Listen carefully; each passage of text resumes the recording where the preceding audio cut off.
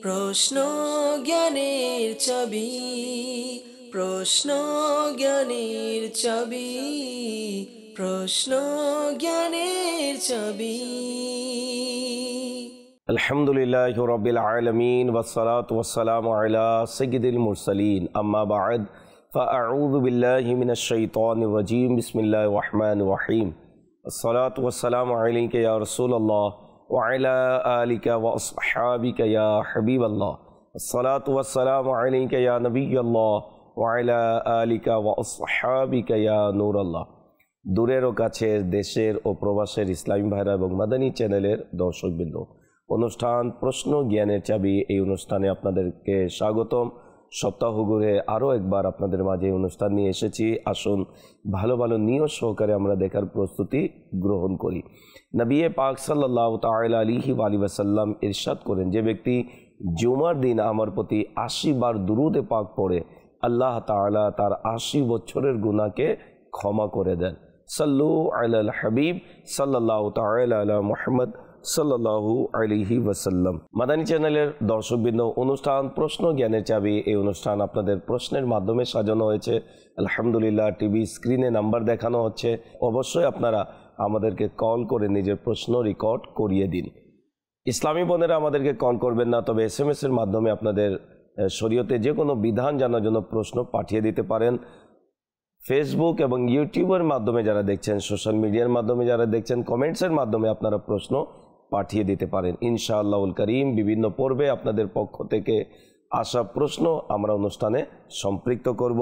আলহামদুলিল্লাহ, পূর্বের ন্যায় আজকেও দারুল ইফতা আহলে সুন্নাতের মুফতি শফিক আত্তারি মাদানী দামাত বরকাতুহুল আলিয়া তিনি বিভিন্ন প্রশ্নের উত্তর প্রদান করবেন। যারাই এই পর্যন্ত আমাদেরকে প্রশ্ন করেছেন, আমরা আপনাদের প্রশ্নের দিকে যাব।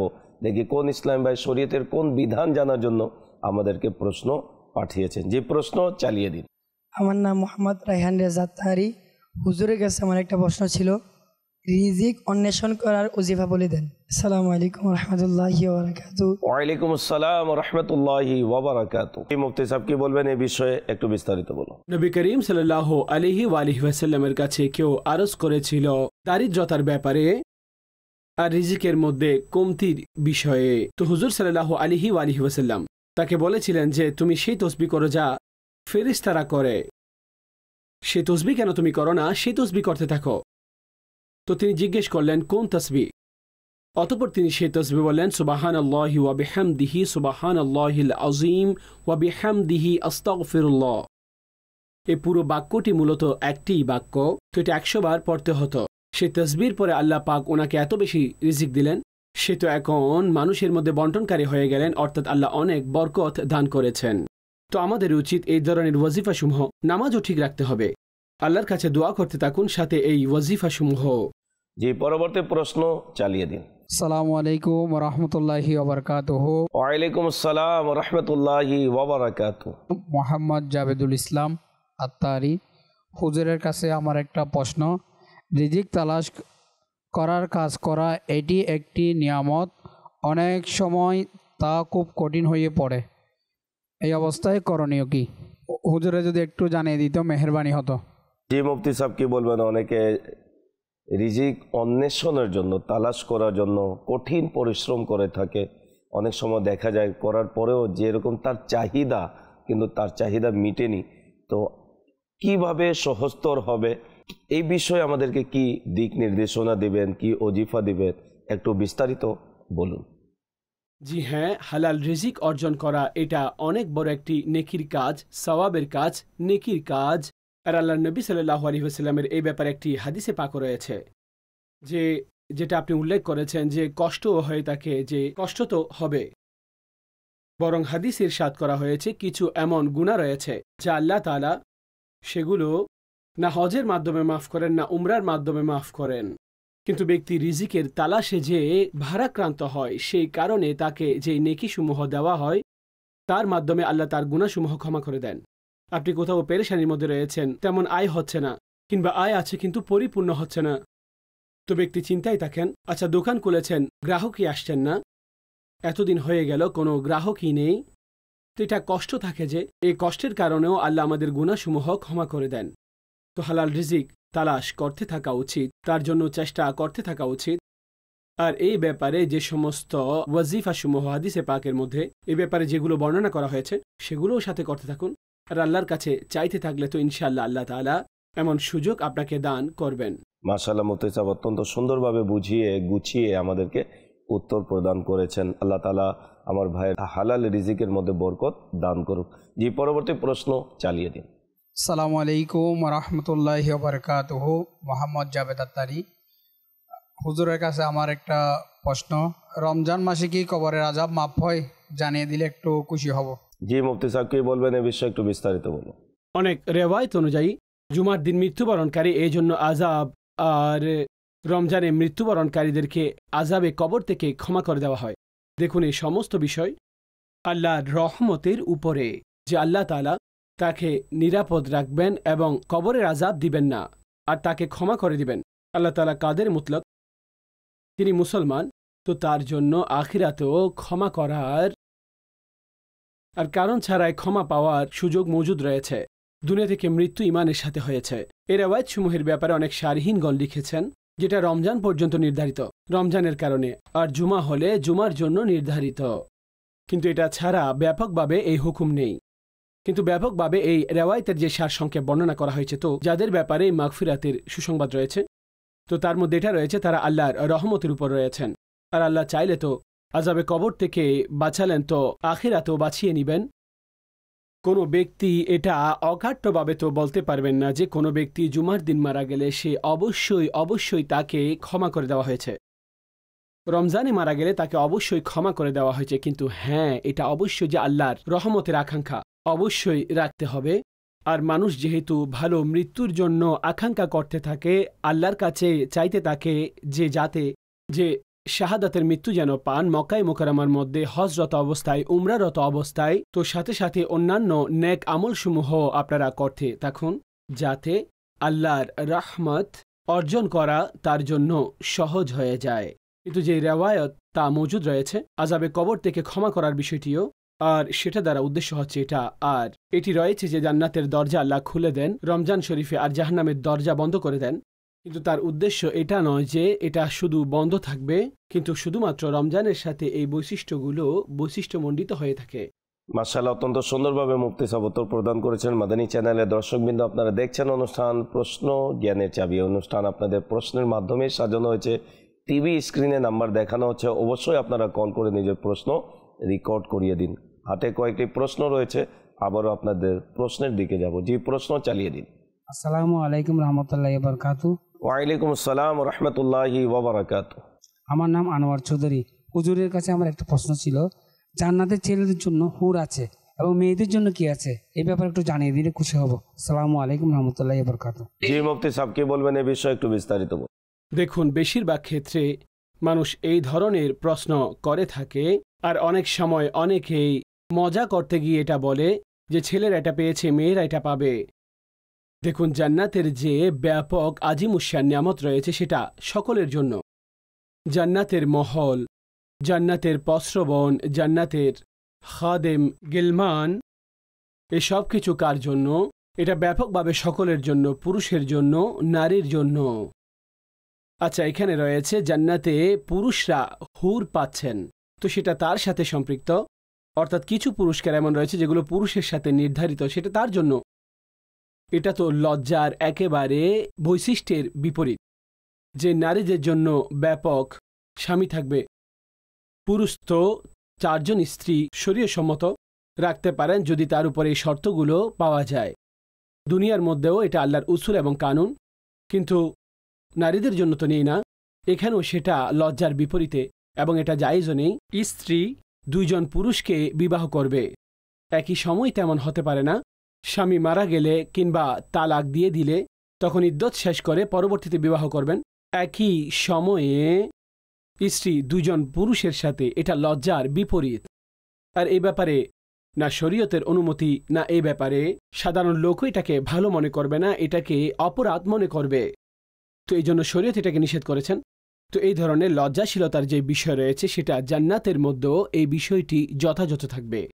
তো জান্নাতের মধ্যেও এই স্বামী স্ত্রী, উভয় স্বামী স্ত্রী যদি মৃত্যুটা ইমানের উপর হয় আর জান্নাতি হয় তো তারা তো একসাথে থাকবে। তো সেখানে অন্তরের মধ্যে এই ধরনের ঘৃণা কিংবা মাইনাস বিষয় সেখানে থাকবে না যে দুনিয়ার মধ্যে স্বামী স্ত্রী একে অন্যের সাথে ঝগড়া করেছে, লড়াই করেছে, ঘৃণা করেছে, এগুলো সবকিছু দুনিয়াবি বিভিন্ন চাহিদার কারণে মানুষ এই ধরনের বিভিন্ন পেরেশানির মধ্যে এসেছিল। কিন্তু জান্নাতে এমন কোনো পেরেশানি আসবে না যাতে তাদের অন্তরে ময়লাযুক্ত হবে। জান্নাতীদের মধ্যেও একে অন্যের ব্যাপারে কোনো ঘৃণা বিদ্বেষ এই ধরনের কিছু থাকবে না। তো স্বামী স্ত্রী সম্মানিত হবে, অতঃপর আল্লাহ তাদেরকে আরও বেশি সৌন্দর্য দান করবেন। আর জান্নাতের যে ব্যাপক নিয়ামত রয়েছে সেটা সবার জন্য। তো হুর সংক্রান্ত যে নিয়ামত রয়েছে সেগুলো রয়েছে পুরুষের জন্য, কারণ তারা পুরুষ। কিন্তু এই কারণে স্ত্রীরও জান্নাতের মধ্যে কোনো ক্ষোভ, কোনো ধরনের বিদ্বেষ কিংবা ঘৃণা আসবে না, কারণ জান্নাতে এমন কোনো জিনিসই নেই যাতে সে কোনো ধরনের কষ্ট পাবে। সে শুধু খুশি আর খুশির মধ্যে থাকবে, আনন্দ আর আনন্দ জান্নাতে নসিব হবে। তো আমাদের উচিত যে জান্নাতে যাওয়ার মতো কাজ করা। আমরা আসলে আগের মতোই প্রশ্ন করতে থাকি। মূলত প্রশ্ন করা উচিত জান্নাতে যাওয়ার মতো আমরা কাজ করতে পেরেছি কি পারিনি, আমরা জান্নাতে যাওয়ার মতো কাজ করেছি কি করিনি। তো আমাদের সেখানে থাকা উচিত। এমন নয় যে কিছু এমন বিষয় রয়েছে যা কখনো কাফেরের পক্ষ থেকে কিংবা দ্বীনের উপর অসন্তুষ্ট ব্যক্তি যারা মুখ লাগায়, তো মুসলমানও তাদের কথায় চলে আসে। তো সেই বিষয় থেকে নিজেকে বাঁচানো উচিত। জান্নাতের জন্য আমল করুন, জান্নাত অর্জনের জন্য আমল করুন, যা আমাদেরকে আল্লাহ এবং আল্লাহর প্রিয় নবী সাল্লাল্লাহু আলাইহি ওয়াসাল্লাম যে ব্যাপারে তালিম এবং শিক্ষা দিয়েছেন। জি, পরবর্তী প্রশ্ন চালিয়ে দিন। আসসালামু আলাইকুম ওয়া রাহমাতুল্লাহি ওয়া বারাকাতুহু। ওয়ালাইকুম আসসালাম ওয়া রাহমাতুল্লাহি ওয়া বারাকাতুহু। আমার নাম মোহাম্মদ আরাফাত হোসেন জাভেদ। আমার হুজুরের কাছে একটি প্রশ্ন, কাউকে পছন্দ না হলে করণীয় কি জানিয়ে দিলে ভালো হবে। জি, মুফতি সাহেব কি বলবেন এই বিষয়ে একটু বিস্তারিত বলুন। কোন কারণে আপনি তাকে পছন্দ করেন না? যদি শরীর কোনো খারাপ বিষয় হয় যার কারণে আপনি তাকে পছন্দ করেন না, তো যতটুকু আপনি পারেন তাকে সংশোধন করে দিন। যদি আপনি সংশোধন করার পজিশনে থাকেন, আপনি করতে পারবেন, তো নেকির দাওয়াত দিন, বোঝান। তো বোঝানো উপকার দেয় মুসলমানদেরকে। আর যদি অন্য কোনো কারণে তার সাথে আপনার মিলমিশ হচ্ছে না আর তাকে আপনার পছন্দ নয়, তো মাযআল্লাহ বাহ্যিক যদি কোনো শত্রুতা হয়, তার ব্যাপারে আপনার মধ্যে হিংসা রয়েছে, বিদ্বেষ রয়েছে, শত্রুতা রয়েছে, দ্বন্দ্ব আছে, এই সব কিছু থেকে গেছে, তো তখন তো ঠিক নেই। তখন তো এটা ঠিক নেই আপনি আপনার বাহ্যিক রোগের চিকিৎসা করুন। হিংসা এই জন্যই মানুষের মধ্যে হয়ে যায় যে সামনের ব্যক্তি করল তো কখনো সৌন্দর্য, কখনো স্বাস্থ্য, কখনো ইলম, কখনো সম্পদের শ্রেষ্ঠত্ব দেখে মানুষ হিংসার মধ্যে পড়ে যায় যে এটা সেই কেন লাভ করল, আমার পাওয়া উচিত ছিল, সে হারিয়ে যেন আমি পেয়ে যাই, মাআযাল্লাহ। তো যার মধ্যে আল্লাহর নিয়ামত দেখবেন, সেই নিয়ামত আল্লাহর কাছ থেকেই আপনি চাইবেন আর তার ব্যাপারে বলবেন যে আল্লাহ পাক যেন তার সম্পদগুলো তার কাছে নিরাপদ রাখে, তাকে আরও দেয়, নিয়ামতে সে যেন বরকত পেয়ে যায়। এই আকাঙ্ক্ষা করবেন না সে কোনো আনন্দ লাভ করছে, এদিকে আমি দুঃখে রয়েছে, সে দুঃখ পাচ্ছে আর আমি খুশি উদযাপন করছি, তো এটা তো গুনাহের কাজ, যাকে নির্লজ্জ বলা হয়। তো এই আমল ঠিক নেই যে ব্যক্তি অন্য কারো পেরেশানির উপরে খুশি উদযাপন করবে। তো নিজের মধ্যে দৃষ্টি দিন, কেন পছন্দ নয়।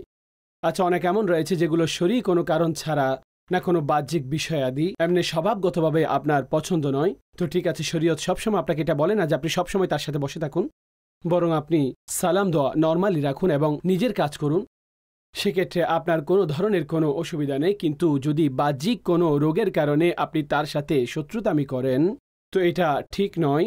আপনার কাছ থেকে সেই বাহ্যিক রোগগুলো দূর করুন, নিজের জন্য দোয়া করুন এবং আল্লাহর কাছে সেই ভাইয়ের জন্য দোয়া করুন। ইনশাআল্লাহ আস্তে আস্তে অন্তরের ভিতরে যে ক্রোধ এবং বিদ্বেষ রয়েছে সেগুলো শেষ হয়ে যাবে। জি, এই অনুষ্ঠানের সর্বশেষ প্রশ্ন চালিয়ে দিন। আসসালামু আলাইকুম রহমতুল্লাহি ওয়াবারাকাতুহু। ওয়ালাইকুম আসসালাম রহমতুল্লাহি ওয়াবারাকাতুহু। আমি আরিফিন ইসলাম। হুজুরের কাছে আমার একটি প্রশ্ন, একজন মুসলিমের জীবনে দুনিয়া ও আখিরাতের মাঝে সঠিক ভারসাম্য কিভাবে বজায় রাখা যায়, জানিয়ে দিলে উপকৃত হতাম। জি, মুফতি সাহেব কি বলবেন এই বিষয়ে একটু বিস্তারিত বলুন। আল্লাহ রাব্বুল আলামিন এবং আল্লাহর প্রিয় নবী সাল্লাল্লাহু তাআলা আলাইহি ওয়া আলিহি ওয়াসাল্লাম আমাদের জীবন অতিবাহিত করার মূল বিষয়বস্তু আমাদেরকে জানিয়ে দিয়েছেন। দ্বীনের কথা বলা, দ্বীনের উপরে আমল করা, এটার কোনো অবস্থায় অর্থ এটা নয় যে মানুষ দুনিয়া একেবারে ছেড়ে দিবে, যে সে না ডিউটি করবে, না টাকা ইনকাম করবে, না অন্য কোনো তার না কোনো আর্নিং, না অন্য কোনো হালাল পদ্ধতি সে অবলম্বন করবে। বরং অন্য কারো উপর যদি বোঝা হয়ে যায় তো এটা শরীয়ত কঠোরভাবে অপছন্দ করেছেন। তো আমাদের দিনকেও সাথে নিয়ে চলা উচিত এবং দুনিয়ার বিষয়াদিও সাথে নিয়ে চলা উচিত, এগুলো দেখতে হবে। কিন্তু দুনিয়ার সাথে এভাবে জড়িয়ে যাবে না যে দিনকে সে ভুলে যাবে, আর দিনের ব্যাপারেও সে পাগল পারা হয়ে যাবে না যে জীবন চালাতে অন্য কারো কাছে হাত পাততে হয়, নিজেও পরিশ্রম করবে, কাজকর্ম করবে, এই বিষয়গুলো খেয়াল রাখবে। এমনকি রোজা, নামাজ, এই ধরনের রেওয়ায়ত আমরা পাই। নবী করিম সাল্লাল্লাহু আলাইহি ওয়াসাল্লামের বারেগাহে যে সাহাবী আসলো আর এসে বলল, আমরা পুরো রাত ঘুমাবো না। কেউ বলল যে আমি সবসময় রোজা রাখবো, কখনো ইফতার করব না। কেউ বলল যে আমি বিবাহ করব না, তো যত সময় আমি পাই এটা আমি ইবাদত করতে থাকব। তো আকা সাল্লাল্লাহু আলাইহি ওয়াসাল্লাম তাদেরকে শিক্ষা দিলেন আর ইরশাদ করলেন যে আমি রোজাও রাখি, ইফতারও করি, অর্থাৎ নফল রোজা রাখি এবং ইফতারও করি। অতঃপর বললেন রাতে আরামও করি, নামাজও পড়ি। অতঃপর বললেন এটাই আমার সুন্নাত। অতঃপর বললেন যে আমার সুন্নত থেকে ফিরে যায় তার সাথে আমার সম্পর্ক নেই। অর্থাৎ সুন্নতে নববী সাল্লাল্লাহু আলাইহি ওয়াসাল্লাম পুরো একটি পদ্ধতি বর্ণনা করে দিলেন। নামাজও পড়ো, কিন্তু নিজের কাজকর্ম করতে হবে। এমন কি বলা হয়েছে তোমার উপর তোমার শরীরের হক রয়েছে, তোমার চোখের হক রয়েছে, তোমাদের স্ত্রীদের হক রয়েছে, তোমাদের ঘরে আগত মেহমানদেরও হক রয়েছে। তো দিন তো আমাদেরকে সবকিছু শিখিয়ে দেন। আচ্ছা, আয়ের যেখানে বিষয় রয়েছে, তো দুনিয়াতে আয় করা এটা নিষেধ নেই, অধিক সম্পদ এটার নিষেধ নেই, যতক্ষণ শরীয়তের সীমানায় থেকে আয় করবেন এবং তার হক আদায় করতে থাকবেন। হ্যাঁ, দুনিয়াবি সম্পদ নিয়ে এমন লিপ্ত হয়ে যাওয়া যার কারণে মানুষ দিন থেকে দূরে সরে যায়, তো এটা অত্যন্ত খারাপ, এটা কঠিন মন্দ কাজ। বরং এই নিয়তে টাকা আয় করা, বরং কিছু নিয়ত তো ভালো রয়েছে, যে যদি কেউ বলে থাকেন যে আমি হজের জন্য, উমরা করার জন্য টাকা থাকলে তখনই হজ করব, টাকা থাকলে তখনই সদকা করতে পারবো, টাকা থাকলে তখনই কোনো গরিব মুখাপেক্ষীদেরকে সাহায্য করতে পারবেন। তো কেউ যদি এই নেকির নিয়তে আয় করেন যে আমি এই কাজগুলো করব, ঠিক আছে, সুবহানাল্লাহ, আপনি আয় করুন, কিন্তু টাকার সাথে এভাবে অন্তর লাগিয়ে দিবেন না, যার কারণে মুমিনদের ব্যাপারে বলা হয়েছে দুনিয়া জেলখানা। মুমিনের জন্য দুনিয়া জেলখানা, আর আখিরাতে তার জন্য স্বাধীনতা থাকবে। আর কাফেরদের জন্য দুনিয়াতে সেই মুক্তি রয়েছে, পরকাল তাদের জন্য কঠিন এবং জেলখানা হয়ে যাবে। তো মুমিনের জন্য জেলখানা কিভাবে, যে তার আশেপাশে অনেক কিছুই রয়েছে। মুমিন ইমানদার সব ধরনের ইচ্ছা সে পূর্ণ করতে পারে না, যেখানে চাই সে লেগে থাকবে না, বরং সে শরীয়তকে অনুসরণ করবে, যে আমাকে শরীয়ত অনুযায়ী থাকতে হবে, সেই বিষয়ে আবদ্ধ। তো অনেক বিষয় এমন থাকবে যে সম্পদ দেখতে পাচ্ছে কিন্তু শরীয়ত বলছে এটা হারাম, কখনো অন্য বিষয় কিন্তু শরীয়ত বলছে এটা ঠিক আছে। তো কিছু বিষয় থেকে বাঁচার জন্য শরীয়ত বলবে, আর কিছু বিষয়ে আমল করতে বলা হবে, তো আমাদেরকে শরীয়ত অনুসরণ করতে হবে। তো দুনিয়াও অর্জন করুন, দিনও সাথে নিয়ে চলুন, এ ভারসাম্য আমাদের বজায় রাখতে হবে। এটা প্রিয় নবী সাল্লাল্লাহু আলাইহি ওয়াসাল্লামের জীবনী থেকে, সাহাবায়ে কেরামের জীবনী থেকে, আহলে বাইতের জীবন থেকে আমরা এই সমস্ত সব কিছুই আমরা পাই। আল্লাহ পাক এর উপর আমাদেরকে আমল করার তৌফিক দান করুন। মাশাআল্লাহ, প্রিয় ইসলামী ভাইরা, মাদানী চ্যানেলের দর্শকবৃন্দ অত্যন্ত সুন্দরভাবে মুফতি সাহেব বিভিন্ন প্রশ্নের উত্তর প্রদান করেছেন। যারাই আমাদেরকে প্রশ্ন পাঠিয়েছেন, আল্লাহ তাআলা সবাইকে বরকত দান করুক। আমাদের সাথে এই পর্যন্ত যারা ছিলেন, আল্লাহ তাবারাক ওয়া তাআলা সবাইকে অফুরন্ত বরকত দান করুক। পরবর্তী অনুষ্ঠান দেখার আমন্ত্রণ জানিয়ে বিদায় নিচ্ছি। সাল্লু আলাল হাবিব সাল্লাল্লাহু তাআলা আলা মুহাম্মদ সাল্লাল্লাহু আলাইহি ওয়াসাল্লাম। প্রশ্ন জ্ঞানের চাবি, প্রশ্ন জ্ঞানের চাবি, প্রশ্ন জ্ঞানের চাবি।